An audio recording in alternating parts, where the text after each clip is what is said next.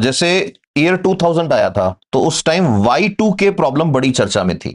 हमारे जमाने का मतलब ऐसे नहीं कि 200-400 साल पुराना हूं मैं, लेकिन उस टाइम है ना, एक सोर्स होता था, एक मैगजीन आती थी कंप्यूटर। जिस जो भी भाई उस मैगजीन का फाउंडर है ना, उनको मेरा धन्यवाद हृदय से।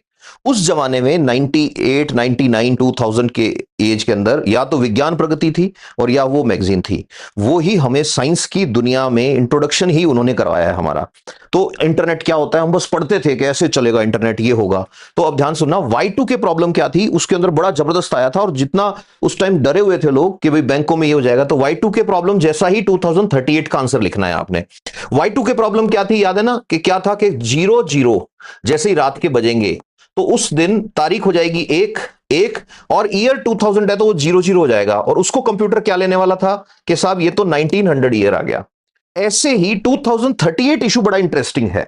2038 इशू क्या बोलता है कि जितने भी कंप्यूटर सिस्टम हैं, जैसे राउटर है या कार के अंदर लगा हुआ कोई कंप्यूटर सिस्टम है या पुराना कोई कंप्यूटर सिस्टम है, उन सब में एक इनविजिबल टाइम काउंटर लगा हुआ है। टाइम काउंटर मतलब टाइम को काउंट करता है कि क्या टाइम हो गया है। तो वो जो टाइम काउंटर है ना, वो टाइम का सिस्टम है कंप्यूटर्स का, वो सारा का सारा उसको बोलते हैं यूनिक्स सिस्टम। वो यूनिक्स सिस्टम पे चलता है। अब जो यूनिक्स सिस्टम है, यूनिक्स सिस्टम चलता है 32 बिट सिस्टम पे।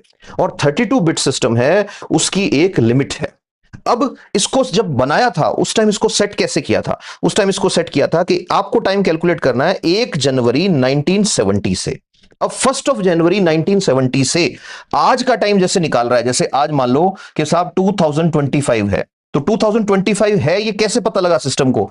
आज तक के टाइम को सिस्टम कैलकुलेट करता है सेकंड के अंदर कि कितने सेकंड निकल गए, और उन सेकंड से बिट की कैलकुलेशन करके ये पता लगाता है इतना बज के इतना मिनट इतना सेकंड हो गया। तो इसमें क्या दिक्कत है? ये तो कंटिन्यू चलना चाहिए। नहीं, इसमें दिक्कत ये है कि जब सेकंड में कैलकुलेट करता जाएगा तो 2038 में जैसे ही 13 जनवरी आएगी, 13 जनवरी को दोपहर में 3 बज के 14 मिनट या 13 मिनट कुछ टाइम है, उस टाइम पे 2038 में इसकी जो लिमिट है कैलकुलेशन की, वो ओवरफ्लो हो जाएगी। जैसे लिमिट ओवरफ्लो हो जाएगी तो सारे सिस्टम्स जो हैं उनका यूनिक सिस्टम उनको रीसेट कर देगा 1901 में 1 जनवरी पे।